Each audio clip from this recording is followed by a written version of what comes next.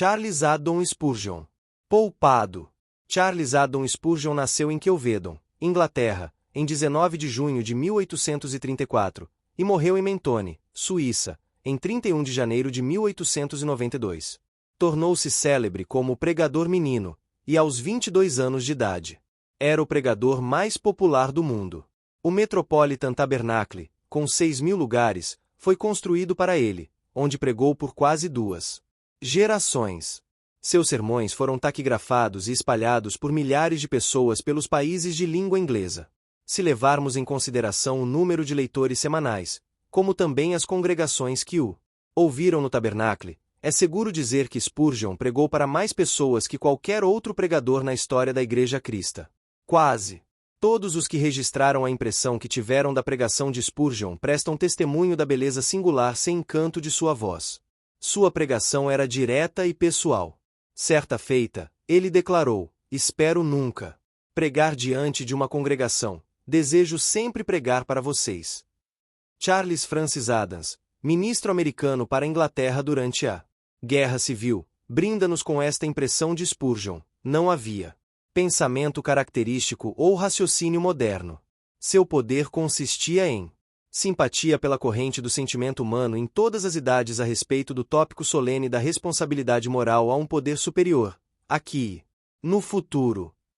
Nenhum pregador deixou tantos sermões impressos como Spurgeon.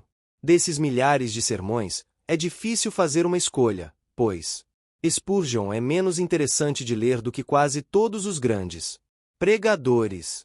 Mas quase todos os seus sermões mostram seu estilo e o profundo desejo de salvar as almas daqueles a quem ele pregava.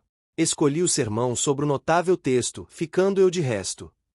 Neste sermão, o leitor descobrirá, como Adams observou, que Spurgeon sempre manteve no primeiro plano o tópico solene da responsabilidade moral a um poder superior, aqui e no futuro. Se inscreva no canal, curta e compartilhe com seus amigos. Poupado. Ficando eu de resto. Ezequiel capítulo 9 e versículo 8. A visão de Ezequiel, registrada no capítulo prévio, trouxe à luz as abominações da casa de Judá. A visão que se segue neste capítulo mostra a terrível punição imputada pelo Senhor Deus à nação culpada, começando por Jerusalém. Ele viu os executores apresentarem-se armados, e o homem vestido de unho marcar as pessoas antes que os executores começassem o trabalho de destruição pela porta do templo. Viu-o sair pelas principais ruas da cidade e não deixar de percorrer um único beco. Eles mataram todas as pessoas que não tinham um sinal na testa marcado com a tinta do tinteiro de escrivão. Ele ficou só, esse profeta do Senhor, ele próprio, poupado em meio ao massacre universal, e quando as carcaças caíram aos seus pés, e corpos manchados de sangue derramado e coagulado jaziam espalhados ao redor, ele disse: "Ficando eu de resto." Ele ficou vivo entre os mortos, porque foi encontrado fiel entre os incrédulos. Ele sobreviveu à destruição universal, porque tinha servido seu Deus em meio à depravação universal. Agora retiraremos a sentença da visão de Ezequiel e nos apropriaremos dela. Penso que quando a relemos e a repetimos, ficando eu de resto, ela muito naturalmente nos convida a fazer um retrospecto do passado, também sugere muito prontamente um prospecto do futuro, e, acho, permite igualmente um contraste terrível reservado aos impenitentes. Em primeiro lugar, meus irmãos, temos aqui uma reflexão patética, que nos convida a fazer um retrospecto solene. Ficando eu de resto. Muitos aqui se lembram dos tempos de enfermidade, quando a cólera graçava pelas ruas da cidade. Talvez você tenha esquecido aquele período de pestilência, mas eu nunca esquecerei, quando os deveres de meu pastorado me convocaram a andar continuamente por entre as casas, atingidas pelo terror e ver os que morriam e os mortos. Impresso em meu coração sempre permanecerá algumas dessas cenas tristes que testemunhei quando cheguei pela primeira vez a esta metrópole, e em vez de abençoar os vivos, fui empregado para enterrar os mortos. Alguns aqui presentes passaram não só por uma epidemia de cólera, mas por muitas, e talvez tenham testemunhado Também climas onde a febre prostrava centenas de pessoas, e onde a peste e outras doenças medonhas esgotaram seus tremores, e toda seta atingiu-o, alvo no coração de alguns de seus companheiros. Contudo, alguns ficaram. De resto, você andou por entre os sepulcros, mas não tropeçou neles. Doenças cruéis e fatais espreitaram seu caminho, mas não lhes foram permitido devorar você. Balas da morte assobiaram perto de seus ouvidos. E no entanto você ficou vivo, pois a bala não estava destinada ao seu coração. Você olha para trás, alguns de vocês, por 50, 60, 70 anos.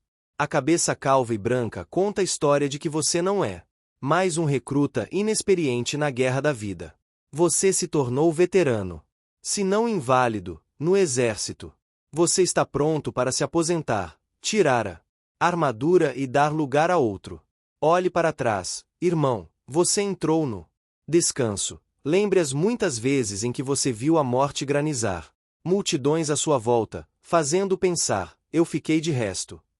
E nós, também que somos mais jovens, em cujas veias o sangue ainda pulsa com vigor, nos lembramos dos tempos de perigo quando milhares caíam à nossa volta. Contudo podemos dizer na casa de Deus com grande ênfase, eu fiquei de resto, protegido, grande Deus, quando muitos outros pereceram, sustentado, permanecendo sobre a rocha da vida quando as ondas da morte colidiam sobre mim, os borrifos incidiam com forte impacto.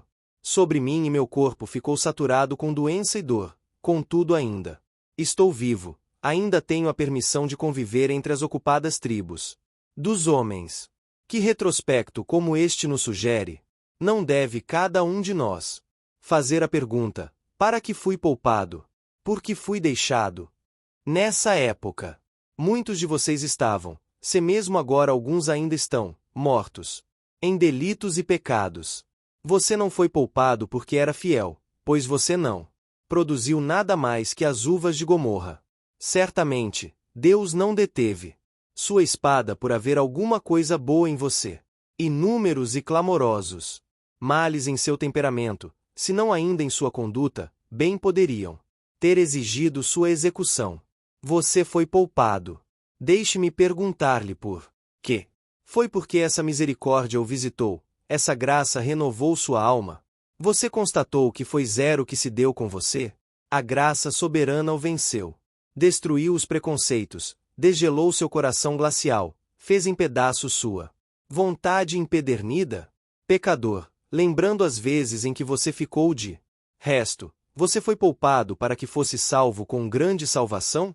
E se você não pode dizer sim a esta pergunta, permita-me perguntar-lhe se ainda não pode. Amigo, porque Deus o poupou por tanto tempo, quando você ainda era inimigo dele, um estranho para ele e muito distante dele. Pelas más obras. Ou, pelo contrário, ele o poupou, tremo com a mera menção da possibilidade, ele prolongou seus dias para desenvolver suas propensões a fim de que você ficasse mais maduro para a condenação. Enchesse a medida de sua flagrante iniquidade e fosse lançado no inferno. Um pecador murcho e seco, como lenha pronta para o fogo.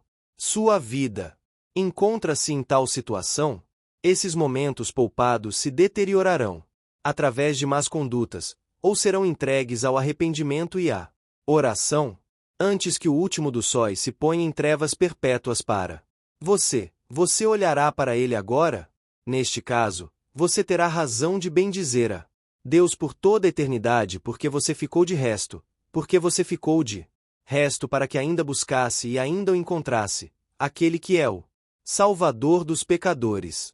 Será que entre muitos de vocês a quem falo não são cristãos, e vocês também não ficaram de resto, quando os santos melhores que você foram arrancados dos vínculos terrenos de laços familiares, quando estrelas mais luminosas que você foram enviadas pela noite, você ainda teve a permissão de brilhar com seu pobre e tremeluzente raio?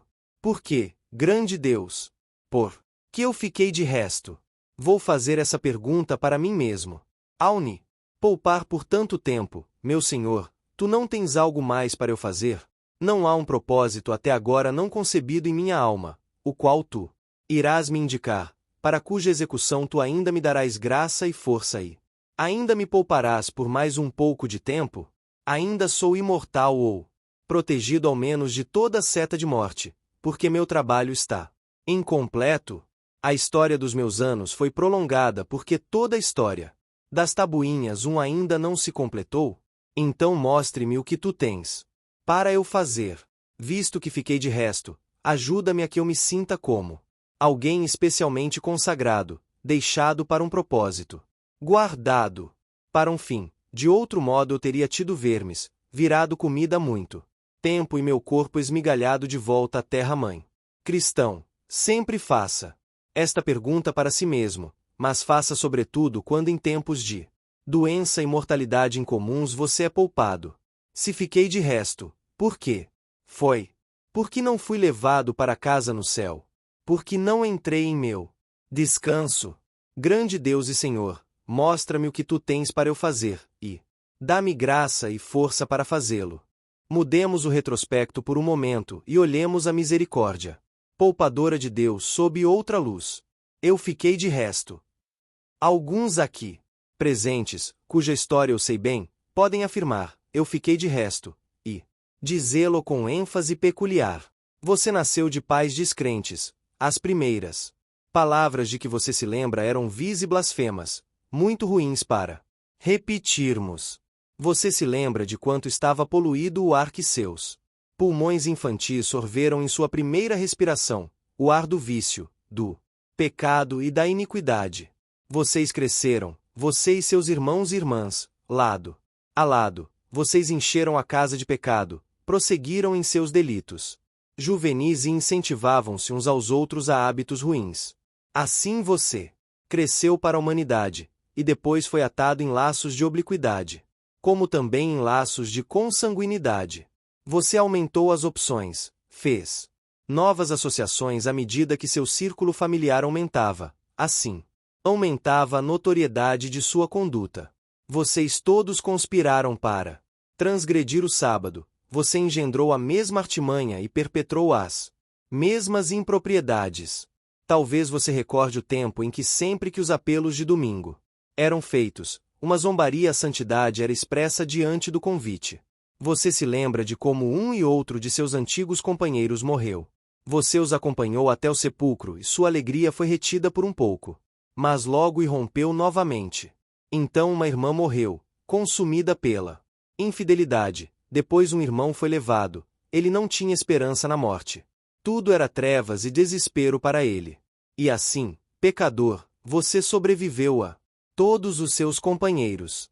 Se você está inclinado a ir para o inferno, tem de ir para lá por um caminho trilhado, um caminho que, quando você olha para trás e vê o que já percorreu, está manchado de sangue. Você se lembra de como tudo era antes de você ter ido para casa longínqua em trevas espessas, sem vislumbre ou raio de alegria. E agora você ficou de resto, pecador, e, santificado seja Deus, talvez você diga, sim, não só fiquei de resto, mas estou aqui na casa de oração, e se conheço meu coração, não há nada que eu odeie tanto quanto viver a vida que eu tinha. Aqui estou, e nunca acreditei que um dia estaria aqui. Olho para trás com profundo lamento por aqueles que já partiram, mas ainda que os lamente, expresso minha gratidão a Deus por eu não estar em tormentos, não no inferno, mas ainda aqui, não somente aqui, mas tendo esperança de que um dia verei a face de Cristo e ficarei entre mundos flamejantes revestido com sua justiça e guardado por seu amor. Você ficou de resto, e o que você deve dizer? Você deve se jactar? Não. Seja duplamente humilde. Você deve tomar a honra para si? Não. Ponha a coroa na cabeça da graça livre, rica e imerecida. E o que você deve fazer? Acima de todos os outros homens, você deve se empenhar duplamente em servir a Cristo, assim como você serviu o diabo resolutamente, até que chegou a servi-lo exclusivamente, e todos os seus amigos morreram. Pela graça divina, empenhe-se por Cristo, para segui-lo, ainda que o mundo inteiro o menospreze, e continuar até o fim, até, se todo mestre se apostatar, que seja dito acerca de você no final, ele ficou de resto. Só ficou ele em pecado enquanto seus companheiros morreram todos, e então só ele ficou em Cristo quando seus amigos o abandonaram. Isto sempre deve ser dito acerca de você: ele ficou de resto. Isto também sugere mais uma forma do mesmo retrospecto, que providência especial cuidou de nós e guardou nossas estruturas fracas. Entre vocês há, em particular, os que ficaram de resto numa idade que, se você olhar para os dias da mocidade, evocará muito mais parentes na tumba do que no mundo, mais debaixo da terra do que sobre ela. Em seus sonhos, você é companheiro dos mortos.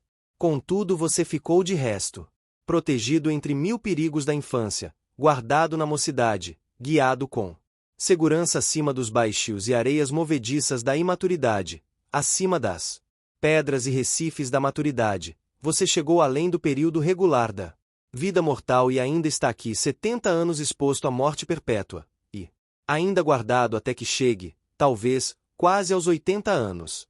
Você ficou de resto, meu querido irmão, mas por quê? Porque todos os irmãos e irmãs já partiram?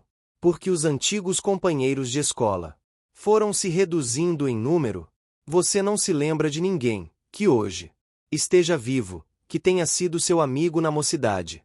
Como é que você, que viveu em certo período há tanto tempo, vê novos nomes em todas as portas de lojas, novos rostos nas mais e tudo novo em relação ao que viu outrora? Nos dias da sua mocidade? Por que você foi poupado? Você não é convertido. Você é mulher não convertida? Você foi poupado para que fim? É para que você seja salvo na 1ª hora, que Deus o conceda. Ou você foi poupado até que tivesse pecado até as mais baixas profundezas do inferno, a fim de que vá para lá como o mais exasperado pecador por causa de repetidas advertências que foram todas negligenciadas. Você foi poupado para isso, ou foi para que seja salvo? Mas você é cristão? Então, não é difícil responder a pergunta: por que você foi poupado? Eu não creio que haja uma mulher idosa na terra, vivendo na cabana mais obscura da Inglaterra e sentada esta mesma noite no escuro, com falta de vela, sem ter meios para comprar outra. Eu não creio que essa senhora idosa seja mantida fora do céu por 5 minutos a menos que Deus tivesse algo para ela fazer na terra, e não acho que os velhos sejam preservados aqui a menos que houvesse algo para eles fazerem. Conte, você, homem idoso, conte a história dessa graça preservadora que o guardou até aqui. Conte a seus filhos e netos que é em Deus que você confia. Levante-se como patriarca venerável e conte como ele o livrou em 6 dificuldades diferentes, e em 7 nenhum mal tocou. Preste às gerações futuras o testemunho fiel de que a palavra que ele disse é verdadeira e que a promessa que ele fez não pode falhar. Apoie-se em seu bordão e diga antes de morrer no meio de sua família: nem uma só palavra caiu de todas as boas palavras que falou de vós o Senhor, vosso Deus. Josué 23:14. Que seus dias maduros produzam um testemunho jovial do amor de Deus, e à medida que você for avançando em anos, seja cada vez mais avançado em conhecimento e na convicção confirmada da imutabilidade do seu conselho, da veracidade do seu juramento, da preciosidade do seu sangue e da certeza da salvação de todos os que puseram a confiança nele. Então saberemos que você foi poupado para um propósito sublime e nobre. Você dirá com lágrimas de gratidão e o ouviremos com sorrisos de alegria: eu fiquei de resto. 2. Tenho de sugerir estes retrospectos em vez de segui-los. Embora permita o tempo, aumentemos bem abundantemente, e portanto, devo-me apressar em convidá-lo para um prospecto. Ficando eu de resto, você e eu logo passaremos deste mundo para outro. Esta vida é apenas uma balsa. Estamos sendo transportados, e em breve chegaremos à verdadeira margem, à verdadeira terra firme, pois aqui não há nada que seja significativo.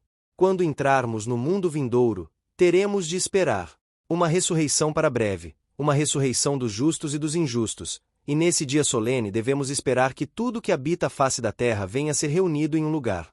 E ele virá, aquele que outrora viera para sofrer. Ele vem a julgar a terra, com justiça julgará o mundo e o povo, com equidade. Saímo 98.9. Aquele que veio como criança virá como infinito. Aquele que foi deitado envolto em faixas virá cingido com cinto de ouro, com grinalda de arco-íris e vestes de tempestade. Lá, todos seremos uma multidão inumerável. A terra será coroada desde o mais profundo leito do vale até o ápice da montanha, e as ondas do mar se tornarão um lugar permanente e sólido para os homens e mulheres que dormiram sob suas torrentes. Então todo olho se fixará nele, todo ouvido estará aberto para ele, todo coração observará com temor solene e expectativa temerosa as realizações daquele que será o maior de todos os dias, aquele dia de dias. Aquele sinete das eras, quando será consumada a dispensação. Em pompa solene, entre o Salvador e seus anjos com ele. Você ouve a voz quando ele brada: colhei primeiro o joio e atai-o em molhos para o queimar. Mateus 13, versículo 30. Veja os ceifeiros, como vêm com asas de fogo. Veja como pegam foices afiadas, que por muito tempo foram aguçadas na pedra de moinho da longanimidade de Deus, mas que finalmente ficaram afiadas. Você os vê se aproximando? E lá estão eles ceifando uma nação com as foices. Os idolatras vis caíram agora mesmo, e ali uns blasfemadores conhecidos foram esmagados debaixo dos pés dos ceifeiros. Veja um bando de bêbados sendo levado sobre os ombros dos ceifeiros para o grande fogo ardente. Veja em outro lugar o libertino, o adúltero, o impudíco amarrados em feixes, feixes cujos vimes nunca se arrebentarão, e serem lançados no fogo. C. Como brilham nos tormentos indescritíveis daquele abismo. E eu fiquei de resto. Grande Deus, estarei envolto somente na sua justiça, a justiça daquele que pôs meu juiz aprumado no tribunal? Quando os ímpios clamarem: pedras, escondem-nos, montes, caiam sobre nós, estes olhos observarão, esta face ousará virar-se para a face daquele que se assenta no trono? Estarei tranquilo e impassível em meio ao terror e consternação universal. Serei contado com a multidão de santos que, vestidos de linho branco que é a justiça dos santos, esperarão o impacto, verão os ímpios lançados na destruição e se sentirão seguros? Será assim, ou serei amarrado num feixe para queimar e varrido para sempre pelo sopro das narinas de Deus, como a palha lançada ao vento? Tem de ser um ou outro. Qual será? Posso responder essa pergunta? Posso falar? Posso falar. Agora, pois tenho neste mesmo capítulo aquilo que me ensina como julgar a mim mesmo. Aqueles que são preservados têm a marca na testa, e possuem um caráter como também uma marca, e o caráter é: eles suspiram e choram por todas as abominações dos ímpios. Se eu odeio o pecado, e se eu suspiro porque outros o amam, se eu choro porque por fraqueza caí, se o meu pecado e o pecado dos outros me são fonte constante de tristeza e vexação de espírito, então tenho a marca e a evidência daqueles que nem suspirarão nem chorarão no mundo por vir, pois a tristeza e o suspiro fugirão. Tenho hoje a marca do sangue em minha fronte? Dize, minha alma, tu puseste a fé só em Jesus Cristo, e, como fruto da fé, tua fé aprendeu a amar, não só aquele que te salvou, mas também os outros que ainda não estão salvos. E suspiro e choro por dentro, enquanto trago por fora a marca de sangue? Venha, irmã, irmão, responda por si mesmo, eu lhe exorto-lhe a agir assim pela terra cambaleante e pelos pilares arruinados do céu, que seguramente tremerão. Eu lhe peço pelo querubim e serafim que estarão diante do trono do grande juiz, pelos raios ardentes que iluminarão a espessa escuridão, deixarão o sol maravilhado e transformarão a lua em sangue, por aquele cuja língua é como chamejante espada de fogo, por aquele que o julgará, o provará, lera seu coração, declarará seus caminhos e lhe dará sua porção eterna. Eu o exorto, pela certeza da morte, pela caução do julgamento, pelas glórias do céu, pelas solenidades do inferno, rogo, imploro, suplico, peço. Faça agora a si mesmo estas perguntas: eu ficarei de resto? Eu creio em Cristo. Eu nasci de novo? Eu tenho um coração novo e um espírito reto? Ou, ainda sou o que sempre fui, inimigo de Deus, desdenhador de Cristo, amaldiçoado pela lei, expulso do Evangelho, sem Deus e sem esperança, estranho para a comunidade de Israel? Não consigo lhe falar com tanta seriedade quanto falaria com Deus. Quero, com isso, lançar esta Pergunta em seus próprios lombos e incitar os pensamentos mais profundos do coração. Pecador, o que será de você quando Deus o cirandar? Como a palha do trigo. Qual será a sua porção? Você que está de pé no corredor, qual será a sua porção? Você que está no meio dessa aglomeração, qual será a sua porção, quando ele voltar e nada escapar dos seus olhos? Diga-me, você o ouvirá? Diga-me, e as cordas do seu coração arrebentarão.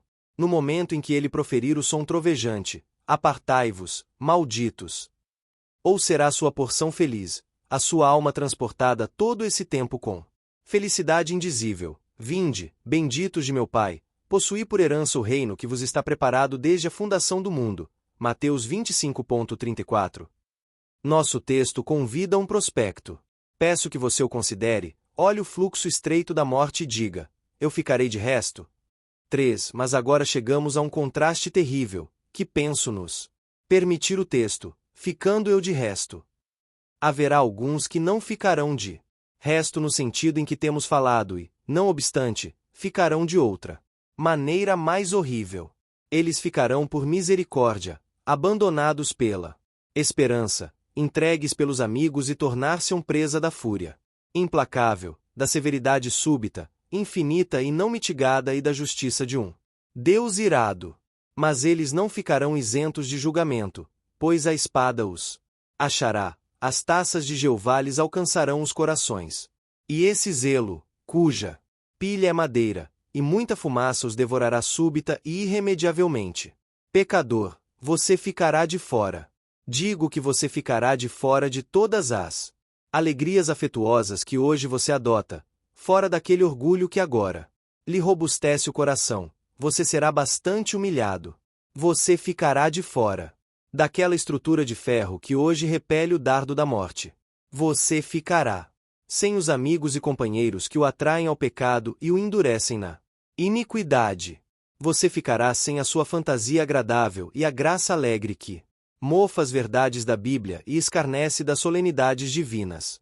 Você ficará sem nenhuma das suas esperanças animadas e de todas as suas delícias imaginárias.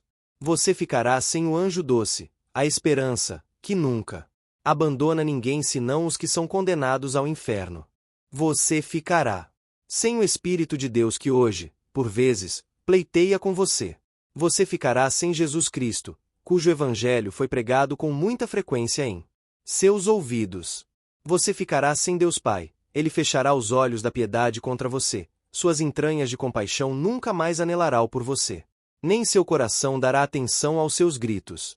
Você ficará de fora, mas, repito, você não ficará como alguém que escapou, pois quando a terra se abrir para engolir os ímpios, ela se abrirá debaixo dos seus pés e o tragará. Quando o raio reluzente vier perseguir o espírito que entra no inferno, ele o perseguirá, o alcançará e o achará.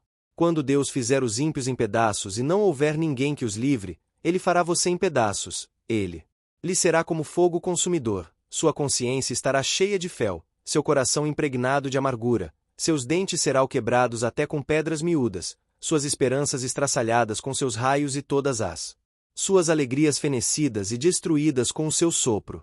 Pecador descuidado, pecador furioso, você que agora está se arremessando para baixo a caminho da destruição, por que bancar o louco a esse nível? Há maneiras mais em conta para rir-se de si mesmo. Bata a cabeça contra a parede. Faça uns rabiscos, e como Davi, deixe a saliva escorrer pela barba, mas não permita que seu pecado caia em sua consciência e não admita que seu desdém por Cristo seja como pedra de moinho posta no pescoço, com a qual você será lançado no mar para sempre. Seja sábio, eu lhe peço. Senhor, faz o pecador sábio, cala sua loucura por algum tempo, deixa-o sóbrio para ouvir a voz da razão, deixa-o em silêncio para ouvir a voz da consciência, deixa-o ser obediente para ouvir a voz das Escrituras. Portanto, assim te farei, ó Israel. E por que isso te farei? Prepara-te, ó Israel, para te encontrares com teu Deus. Amós 4.12. Israel, ordena a tua casa, porque morrerás e não viverás. 2 Reis 20.1. Crê no Senhor Jesus Cristo e serás salvo, tu e a tua casa. Atos 16.31. Sinto que tenho uma mensagem hoje à noite para alguém. Embora possa Há ver os que pensam que o sermão não é apropriado para uma congregação onde há tão grande proporção de homens e mulheres convertidos, contudo que grande porção de descrentes temos aqui também.